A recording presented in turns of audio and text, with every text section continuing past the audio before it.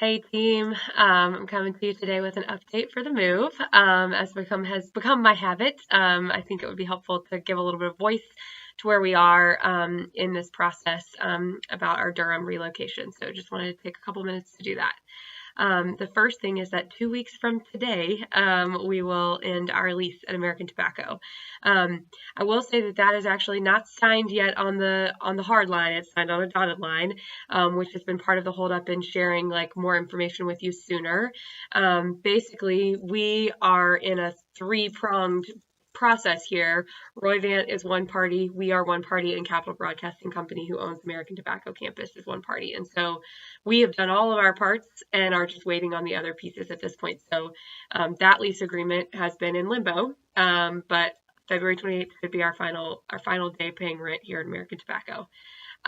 With that said, as your calendar hold shows you, we have to be working not from the Durham office after February 23rd, and I'll get into that a little bit later, but that will be from February 23rd on. It's really a work from home kind of situation for a minute.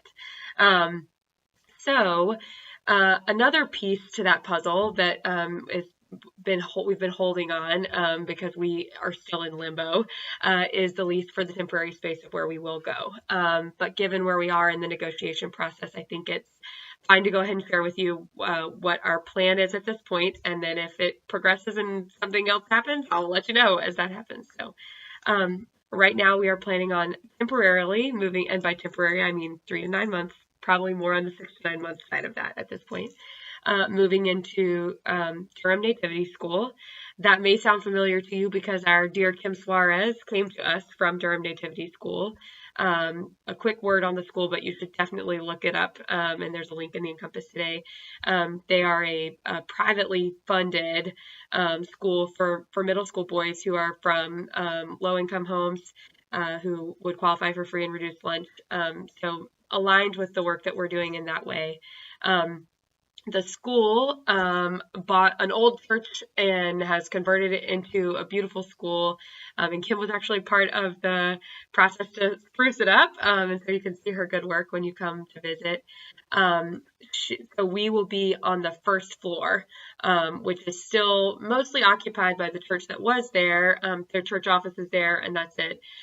But we will take over some old classrooms, and those will be our offices in this interim time. This is an incredible deal for us when we think about what you all said that you needed. So just to give a little bit of voice to what's included in the memo that is also linked in Encompass and has been for the last week or so.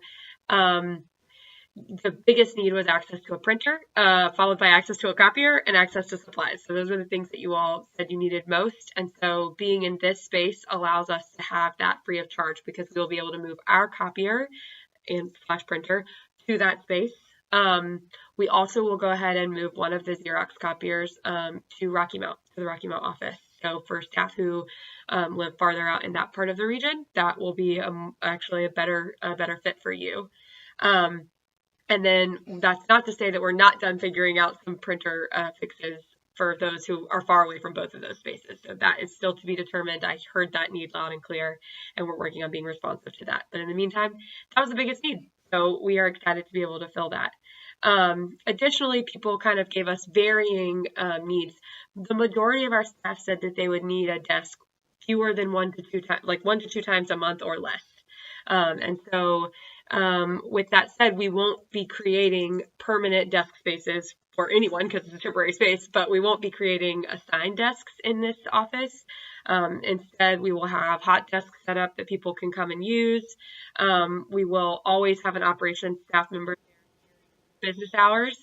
And so we'll be sharing out more information about that in the weeks to come about what hours you can guarantee that Kate or Elizabeth will be present, and I know I can go, and what the process is for getting into the office to copy or print on other times if needed.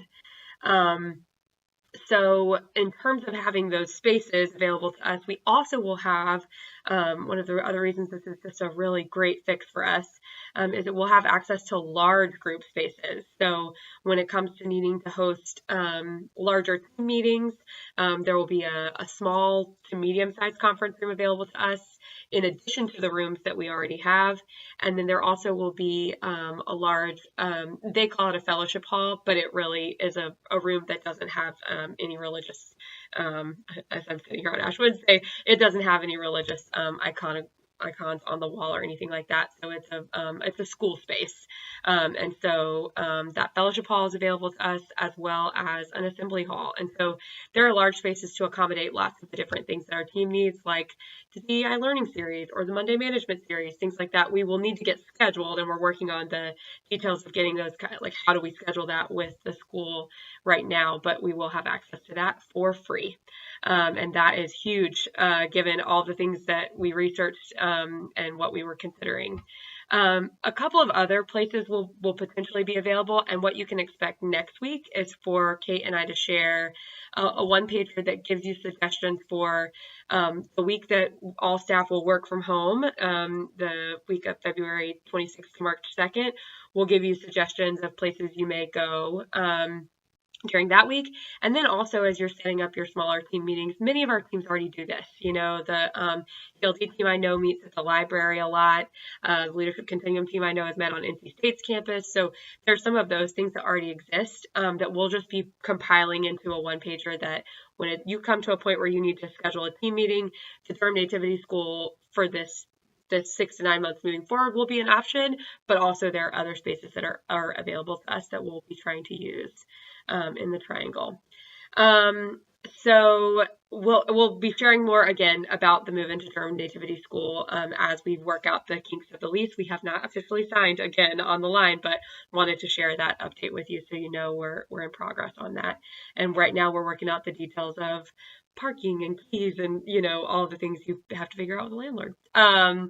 So wanted to also give a little bit of voice to the division of labor between me and Kate, because I know it's sometimes like not clear, and so you just go to both of us, which is totally fine, and we're fine to receive that, and you'll hear back from the person who has that information.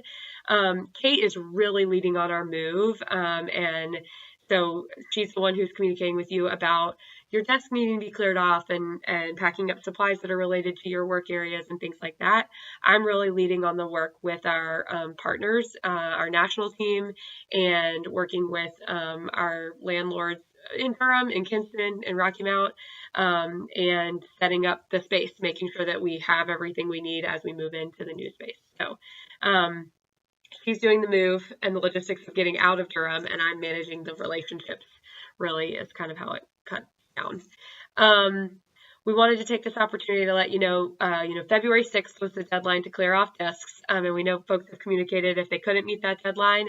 We're coming around the bend to the hard deadline, so February 23rd is it, and that will be the final day in the office, and so if it's not gone by that day, it's going to be gone, and it'll just be thrown away. So we, of course, do not want to throw away anybody's stuff. So please come and get it out of here, and make sure to take care of your things.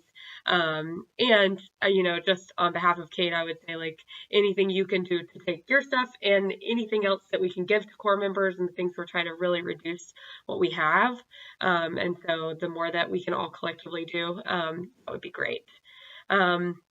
Again, you can look for an update again next week here in Encompass, and we're accessible by phone, Slack, email, and are glad to answer questions as we go.